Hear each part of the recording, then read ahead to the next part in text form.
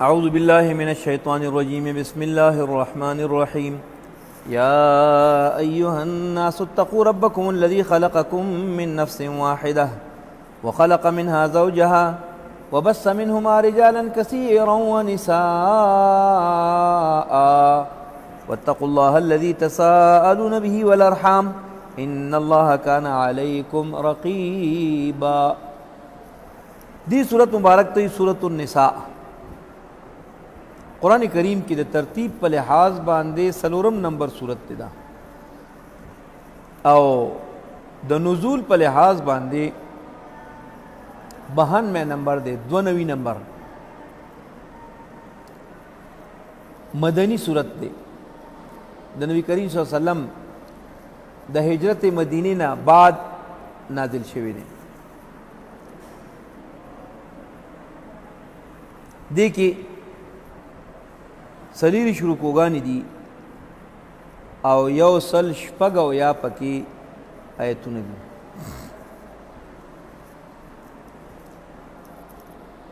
مخکنی صورت آل عمران سره ربط مختلف وجوهات سره دی. یو خبر پکی دا مخکنی صورت مدنی صورت دا مدنی صورت دواړه بعد الهجرت نازل شوی دی. بل دا هغه اختتام د الله نه په یری سره وشو واتقوا الله. د دې ابتدا د الله نه په یری سره کیږي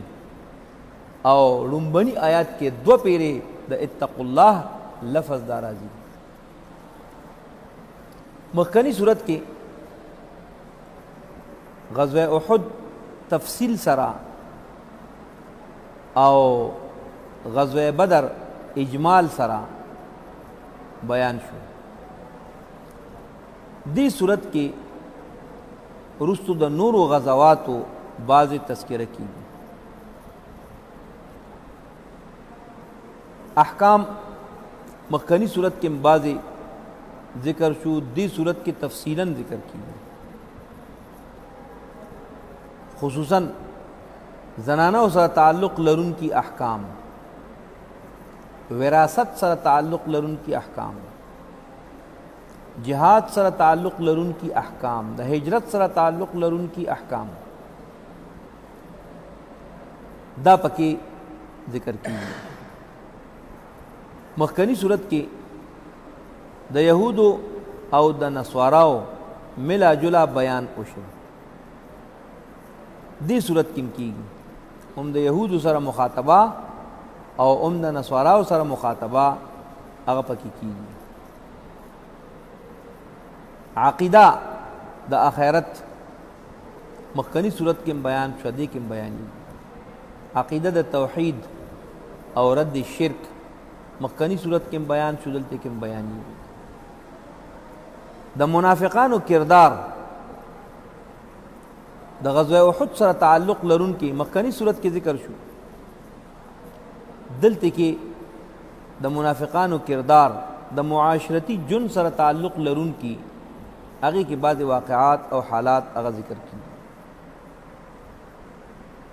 او نور هم ګڼ وجوهات تربت د دوړو صورتونو په مینس کې هغه موجود دي. بسم الله الرحمن الرحیم. شروع کوم پنوم د هغه الله الرحمن چې ډیر زیات مهربان دی. الرحیم الحمدلله یهدیکم الله یصلح بالکم. الرحیم او بار بار مهربان دی، ډیر زیات مهربان دی او بار بار مهربان دی. یا ایها الناس اے انسانانو اتقوا ربکم او یریږئ د خپل ربنا الذي ربم هغه ذات دی خلقکم چا چې پیدا کړی تاسو یې من نفس واحدة د یو کسنا چې آدم علیه السلام دی وخلقا او پیدا کړی یې دا منها د دغه نفس د آدم علیه السلام نه براه راست بغیر د واسطې د کومې ښځې نه زوجها بیبی د آدم علیہ السلام چې حوا رضی الله تعالی عنها ده. وبثا او بیا یې خوار کړي دي پیدا کړي دي منهما د دې دواړو نه په شریکا رجالن کثیرن ونساء نارینم ډیر زیات او زنانم لکه موجوده وخت کې د اربونو په تعداد کې زنانه او د اربونو په تعداد کې نارینه دا ټول د آدم علیه السلام او د حوا رضی الله تعالی عنها د اغینا نسلن بعد نسلن پیداوار دی. نو اتقوا الله الله نو یریږي الذي هغه الله تساءلون به چې غوښتنې کړي دي تاسو په هغه سره. یعنی ډیر خلق نه چې بلکې هر څوک د چا نه غوښتنه کوي د الله په نوم باندې مله الله خاطرو کمال راکا د الله خاطرو که زمانه ووړه د الله خاطرو که دا خبره پرېږده. نو څوک چې چا لره واسطه ورکوي نو د الله د ذات واسطه ورکوي. والارحام او ویریږي د رحمونو نه یعنی انقطاع د رحمنا صله رحمی مو منقطع کوي. ان الله یقینا چې الله تعالی کان علیکم دی پتا سو باندې رقیبا نگران. الله ګور تاسو هر څه ویني ګوري اوري. اوس په معاشره کې چې د ټول نه کمزوري طبقه ده الله تعالی اول د اغي د حفاظت حکم کوي چې د اغي د جان مال حفاظت کوي هغه یتیمانان دي. وآتو او ورکوي تاسو الیتاما یتیمانانو ته اموالهم مالونه د اغي د یتیم مال باندې خېټه ما چوا د یتیم مال خورما یتیم لداغه مال محفوظ کا. ولا تتبدلوا او بدلوي ما الخبيثه ناکار مال لره بالطيب په پاک مال باندې. یتیم دې داغه حلال پاک مال دې تخپل مردار داغه سره ګډ ګډ راکی داسې مکوا د یتیم حلال مال خپل ګډ وډ مال سره ګډ ګډ راکوا ما یا د یتیم حلال مال نا حق پخپلو خړو باندې ځان د پاره مرداروا ما. ولا تاكلوا اموالهم او مخره تاسو مالونه د یتیمانانو الی اموالکم شریکا مالونو تاسو سره چې خپل مال سره رايوځي کې او بیا ولا خوري او خلاصه. انه یقینا چې الله تعالی چې یقینا چې دا کار چې دی دا خړل دا مال د یتیم کان حوبا دا گناه دا کبیرا غټه گناه دا. وان خفتم الله تقسطوا فی الیتامى اوس په عرب معاشره کې دا یو رواجو چې چا سره با یتیمانانی جنکه پاتې شو او د اغیبا مال وو یا با خایستوي نو هغه به بل چاله پردو کې په نکاح نه ورکول او خپل منځ کې یا خپل یا زویلا یا رورلا هغه سره به نکاح کولا. بعض وخت کې وداسې وشو چې طبیعت به نه غوښتل چې دې سره د نکاح وکي خو مال به ونو کې نکاح بل چا سره کې نو مال به ته داغه د وجه نه به پناخواله باندې وسره په خپل نکاح کولا خو بل چاته به نه پرې خولا. الله پاک داغه متعلق فرمایي و ان خفتم او کچری یریږي تاسو الله تقسطوا چې تاسو به انصاف اون کړی شي فی الیتاما په حق د یتیمانانو کې. یتیمه جینې د پنیکا باندې واغشتلا د تپوس یې څوک نشتا تب انصاف داغه په حق کې اون کړی شي. نو فنکحو بیا عام نکاحګانی کوي پرې دا قبل چاله ور کې تاسو ځان له نوري نکاحګانی کوي. فنکحو نو نکاحګانی کوي ما طاب لكم کمی چې خلګي تاسو ته چې څوک هم خوخي یغي سره نکاح وکړي او نکاحونه چې کوي مسنا دو نکاح کوي و ثلاثه او درې نکاح کوي و رباع او سلور نکاح کوي سلورو پوری مسلمان ته د نکاح کولو اجازت ده د سلورو نه به یک وخت د سیوا اجازت نشته البته که په دغه سلورو کې کومه کس مړه شي او بیا بله کوي څلور کوي نو ټیک ده یې کومه کس پرېښودله بیا بله کوي نو ټیک ده خو به یک وخت د سلورو نه سیوا کیدی نشي نو شروع الله پاک د دوو نه وکړله چې دوه کوي یا درې کوي یا سلور کوي دغه کې بیا خپل وس ته ګورئ فإن خفتم الله تعدلوا پس که چېرې یریږئ چې انصاف به ونه کړی شي نو فواحدة بیا خیر دی یوه کوي یعنی یوه کول یوې ته غاړه ایښودل دا د ټولو نه وروستو او د خپلې کمزورتیا په بنیاد باندې چې نشم کولی انصاف نو بس یوه کوم هغه د مجبورۍ په شکل کې ورنه چې انصاف انسان کولی شي او الله پاک توفیق هم ورکوي انسان ته نو بیا ګڼ ودونه کول پکار دي چې امت د پیغمبر پاک صلی الله علیه وسلم هغه زیاتېږي او د تعدد ازواج نه خلق متنفره کول دا د یهودو نصاراو چال دی او د هغوی په قوانینو کې یم داسې لکه کوم چې د یهودو نصاراو ملکونه دي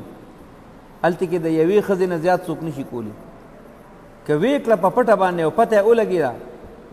نو قانون به یې رانیسي چې یو به پرېږدي هر یوه چې خو دوه به یک وخت نشي کولی د دې وجې نه زمونږ بعضې هغه خلق چې هغوی په دغه مغربي ملکونو کې اوسیږي او هلته کې که معاشرتي امن وي نو د هغې نه ډېر متاثره شي نو بیا د هغه د هغه خلق او د هغې قانون وته د قرآن حدیث په شانتې ښکاري چې بس دا ریږه د لندن نه دا ریږه د یورپ نه چې انسان ته پکې امن حاصل دی او مذهبي ازادي هر چا ته حاصله ده نو یو کس ډېر بڑا چڑا کر لندن کې پاتې کېده نو د هغې ځای مدی یې وي او دا خبره یې کوله چې هلته کې چې کوم دی نو هر چا ته مذهبي ازادي حاصله ده ما ورته ویل که دا خبره دروغ ده وی نه دروغ نه رښتیا دي ما ورته مې مسلمان هلته کې دویم واده کولی شي نو یو ساعت سوچ کې شه نو وی نه نو مې د مسلمان په مذهب کې خو څلورو پورې کول جایز دي دا څنګه مذهبي ازادي شو لہذا مذهبي ازادي یو کفري ملک کې هم نشته مذهبي ازادي زمونږ په اسلام کې ده چې زمونږ په اسلامي ملکونو کې که هندو اوسیږي او که سیک اوسیږي هغه د خپل مذهب آزادانه پیروي کولی شي البته په پرچار باندې په دین اسلام کې د کافر پابندي ده چې دی به پرچار نه کوي نور خپل مذهب دی په خپله باندې آزادانه چلی نو دا صرف او صرف اسلامی ملکونو کې ده کفري ملکونو کې هغې کې مذهبي ازادي نشته خصوصا مسلمان ته مسلمان باندې ډېرې پابندۍ پکې نو د کافرانو او خاص کر د یهودو نصاراو د تعدد ازواج په خبره باندې سخته پابندي ده چې څوک به چې کوم دی نو دوه درې څلور ودونه نه کوي او دې کې هغوی د خپل ځان دپاره یو حکمت ګڼي هغه حکمت دا چې کوم سړی ډېر ودونه کوي بچي یې ډېري د کوم سړي چې بچي ډېري نو د هغه بیا په بچو باندې دا کار نه که څوک پکې تجارت کوي څوک پکې جهاد لدي که څوک پکې چې کوم دی تعلیم کوي بس ده وله فری هینډ ورکړي او چې د چا یو ښځی او د هغې نه وسره پراپیکنډه بیا یهود او نصارا دام کوي چې بچې دو هی اچھے نو هغه یو یا دو بچي بیا د خلکو جهاد ته نه کېږي. نو د تعدد ازواج خلاف مهم جویی دا د جهاد د مخنیوي دپاره یهود او نصارا کوي. د دې وجې نه زمونږ چې په کومو علاقو باندې د انګریزانو تسلط پاتې شوی دی هلته کې د خلکو په نظر کې د تعدد ازواج نه نفرت دی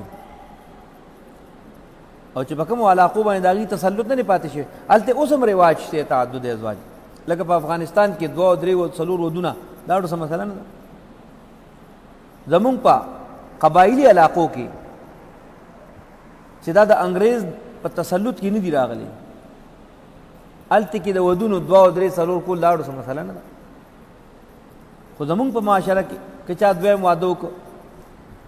یا 3 واده وکړه یې خبره قدرې د بل واده وکړه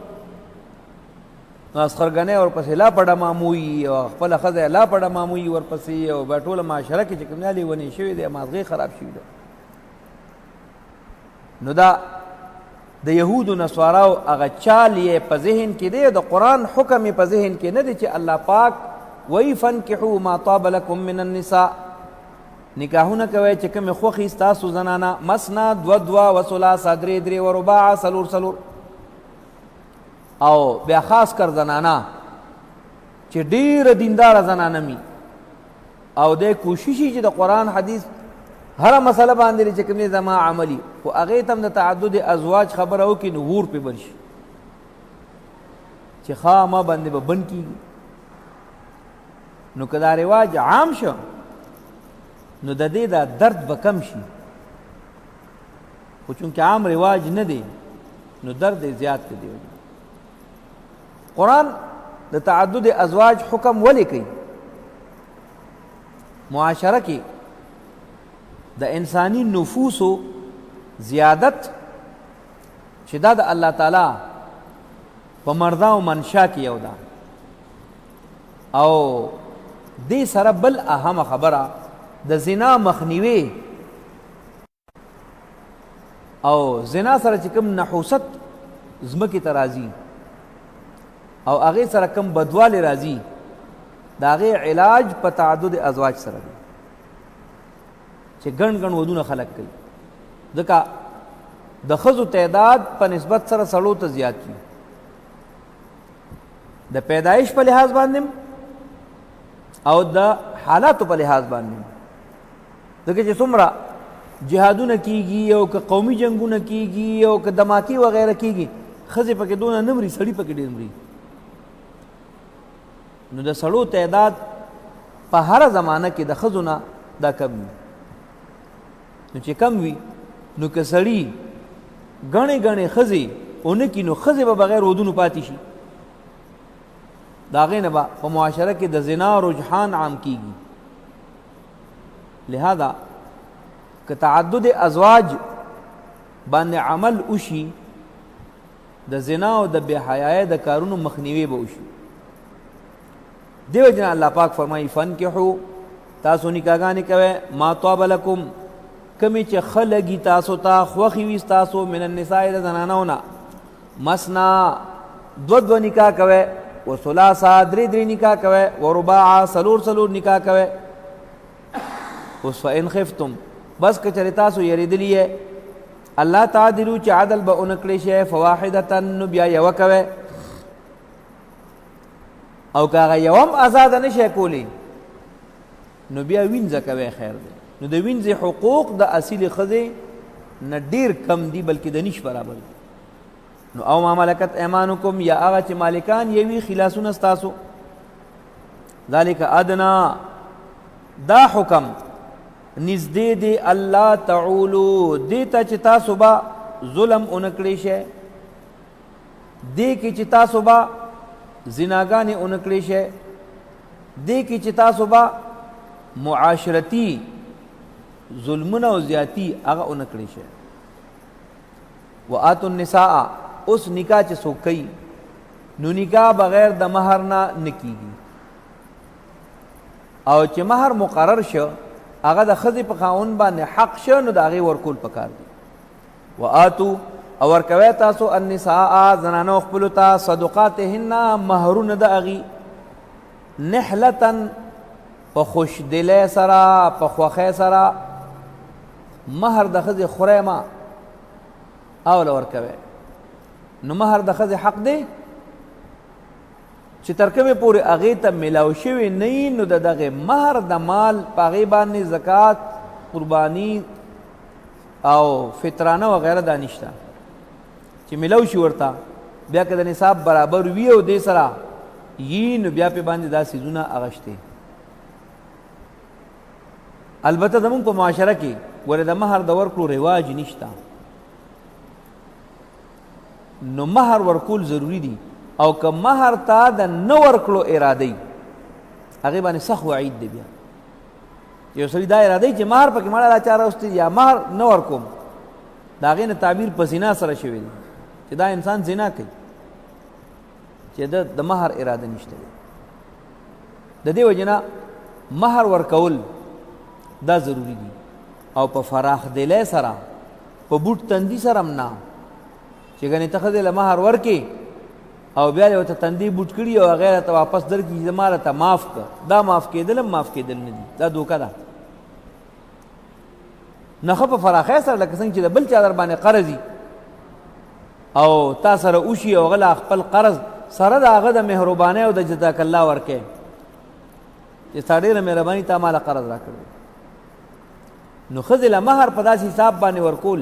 چې ستا ډېره مهرباني چې تا ما سره نکاح کړې ده د هغې په عوض کې دا مهر مقرر دی دا ستا حق دی دا واخله. نو الله وایي زنانو ته مهر ورکوی نحلتن په خوشدلی سره.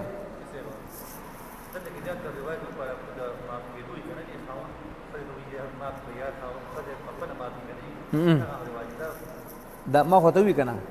چې معاف کول که د خاوند د طرف نه مطالبه شي هم دا معاف کول نه دي او که ښځه په خپله باندې معاف کول وکړي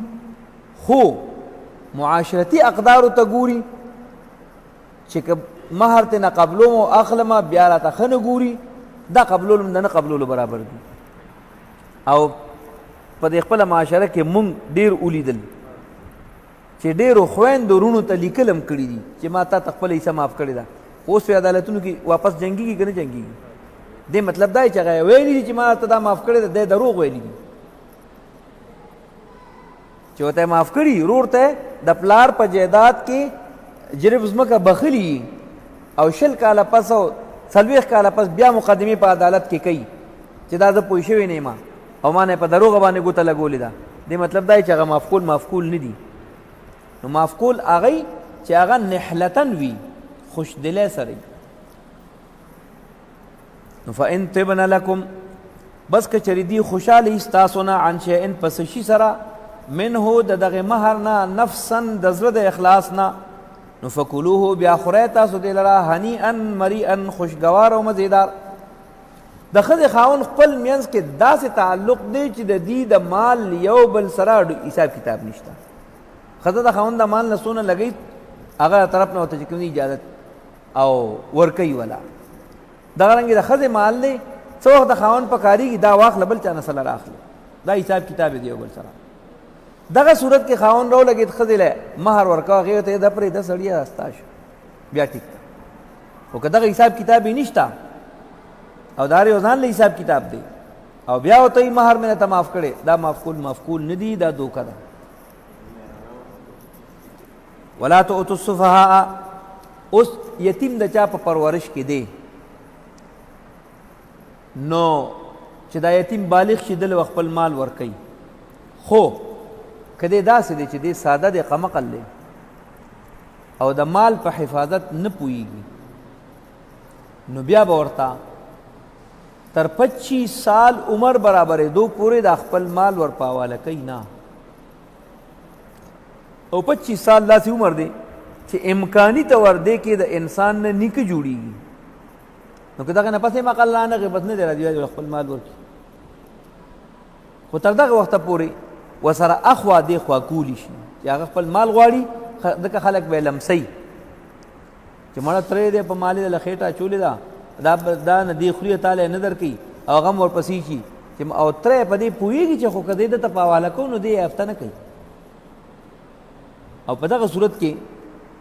د سره اخوا دې خوا کوي ته بس سړی در بکم زه څه خورم خو دا نه ته لږ غونتې کې پوه شي ته لږ په خپلو خپو ودرېږي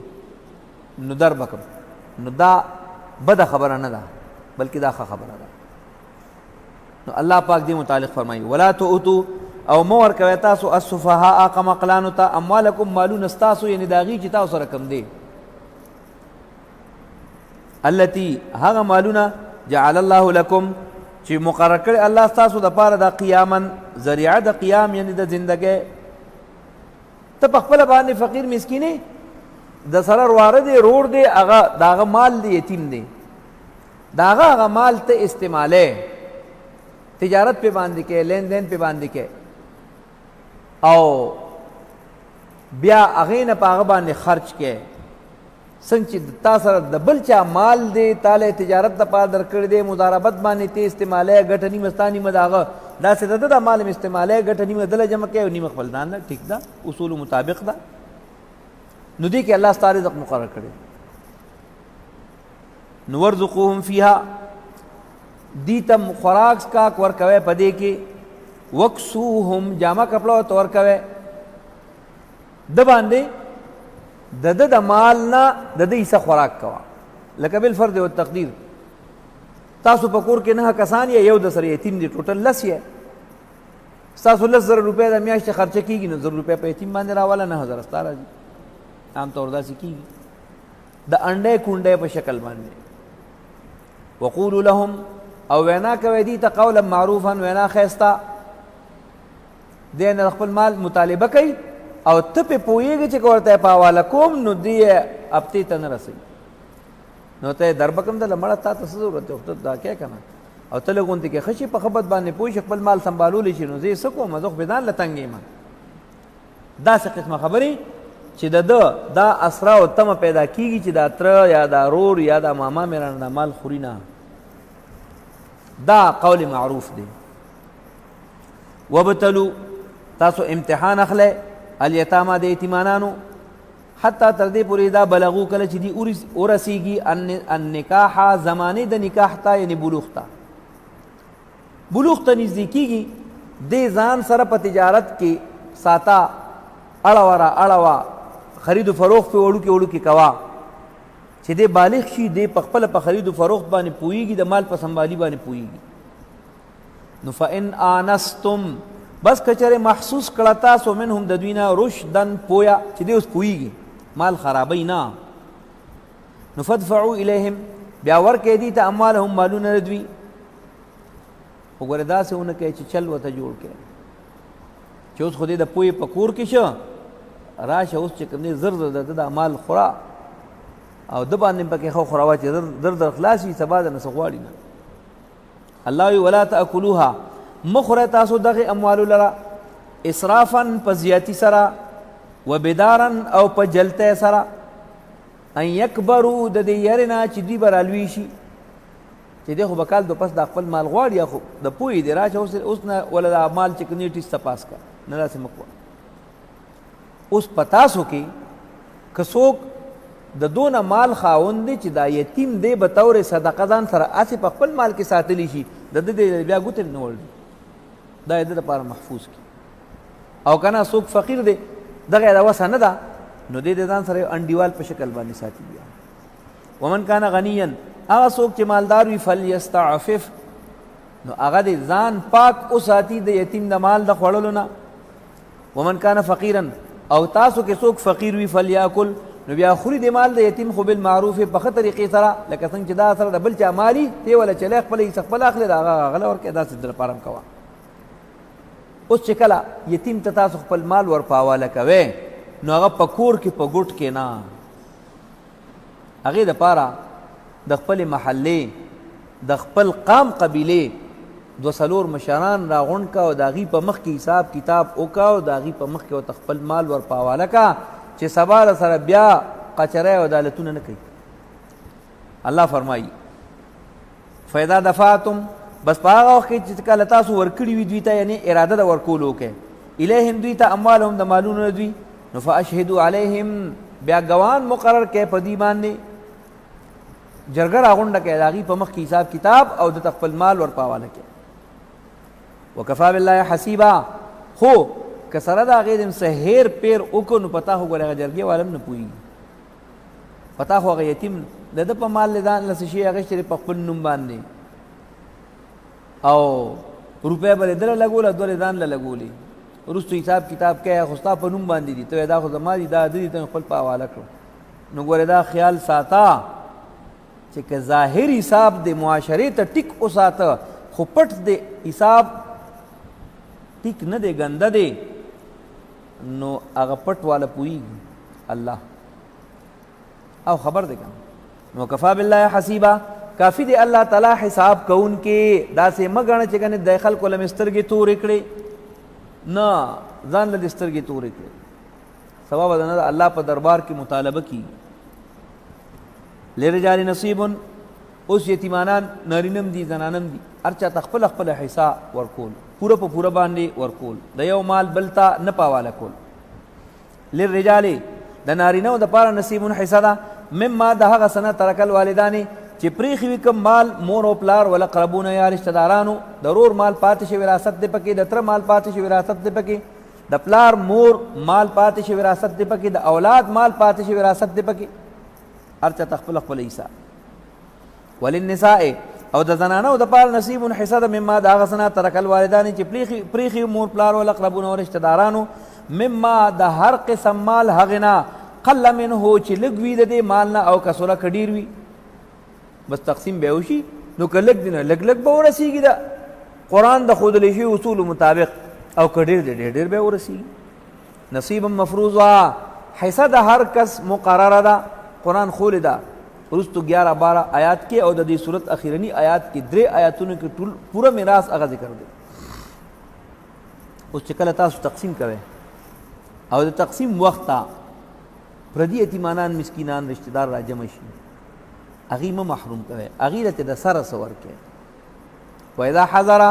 په هغه وخت کې چې موجود شي حاضر شي القسمته وخت د تقسیم ته اولو القربا خاوندان د قرابتدارۍ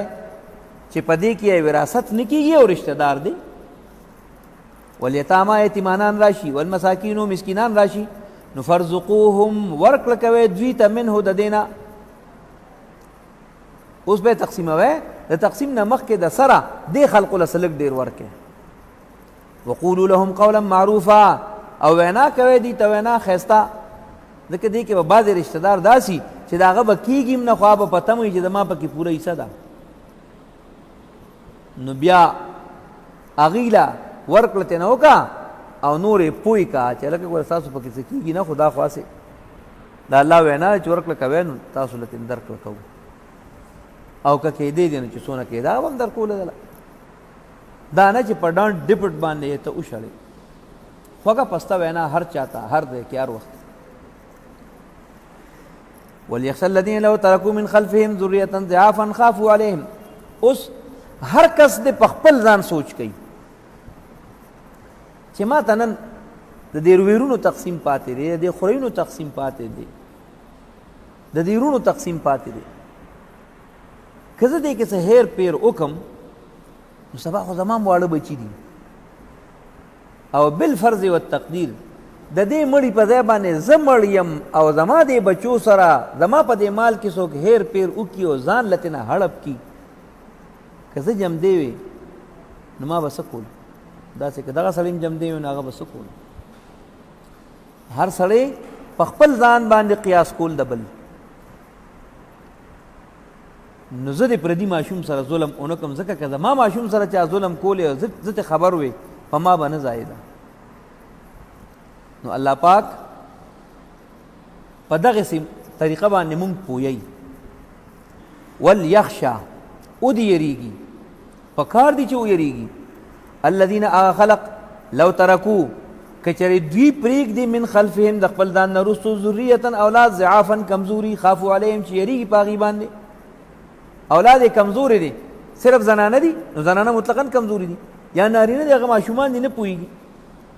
نو که زه نن د بل بچي سره ظلم کومه نو زه دې ته سوچ وکما کما خام مخ په وغزولې زما د بچو سره سار څوک ظلم کوي نو بیا نو ولې د په پردي دی باندې خپل غاړه درنه کم نو الله فلیتقوا الله بیا دې ویریږي د الله پاک نه دا کم سړی چې تقسیم کوي دا کم سړی چې د یتیم پرورش کوي د کم سړی باندې چې خلکو اعتماد کړی دی دې د الله نه ویریږي وليقولوا قولا سديدا او وینا دې کوي وینا سیدا او برابر یعنی چاته ډانټ ډپټ نه ور کوي هر چاته خوږې پستې خبرې کوي د هر چا د حق وساتي وراثت کې د چا سونه سکیږي ا دې هغه تور کی که د مړي طرف نه وصیت د شریعت مطابق هغه د نافذ کی هغه سي ظلم زیاتې دي نه کوي پردي ځای کې د خپل غاړه نه درنې خلاصې دا شو فلیتقوا الله پکار دي چې د الله نه ویریږي وليقولوا قولا سديدا او وینا دې کوي وینا سیدا او برابر حق او سچ وصلى الله تبارك وتعالى على خير خلقه سيدنا محمد وعلى آله وأصحابه أجمعين برحمتك يا أرحم الراحمين